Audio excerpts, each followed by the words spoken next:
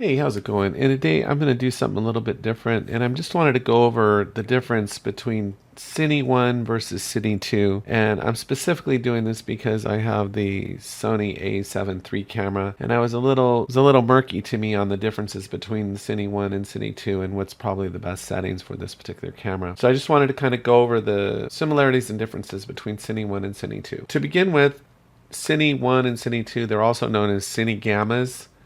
And Cine 1 is equivalent to Hypergamma HG4609 G33, and Cine 2 is similar to the Hypergamma HG4600 G30. Both of these Cine gammas have a dynamic range of 460%, and that's based on how much data that the Sony sensor takes in, and they scale them down or remap them into a much smaller space. So Cine 1 rescales it down to 109% and Cine 2 scales it down to 100%. So between the two of them, Cine 1 has a wider dynamic range by about 10%.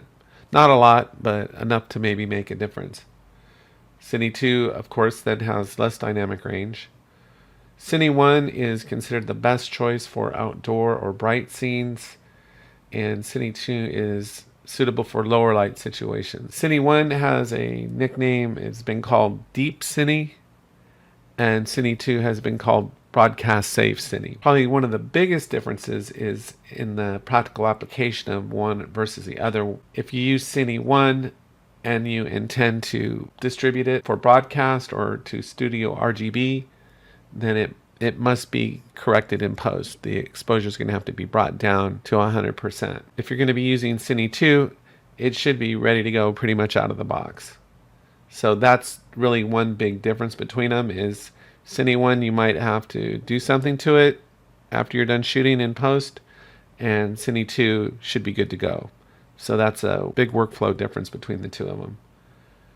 Cine 1 seems to have more accolades than Cine 2, and if you look at what's out there and what people have said, and based on what people have shot and produced, a lot of people say they prefer Cine 1 to Cine 2. It has been described filmic, and it has film-like highlight roll-offs. Even though there are these differences between them, they do share some things in common. This has actually changed my thinking a little bit. They both work well with the cinema color space and the sgamut cine color space. Originally, not too long ago, I had done a video suggesting using the sgamut color space, but I noticed there's a little bit of a green tint I've switched gears on that, and I actually think that using the cinema color space is preferable to the sgamut. Or if you're going to use sgamut, use the sgamut.cine, which is specifically designed for the cinegammas. So one of those two color spaces. The other thing, and this is true with the other hypergammas as well, not just cinegammas, they benefit by being underexposed by a half to a full stop. So that's something that's kind of cool about them, is that when you're filming, you actually can come down a little bit. You don't have to be right on the mark with your exposure. You should actually underexpose a little bit. And the last thing they have in common, probably the biggest thing they have in common, is that what you see is pretty much what you get.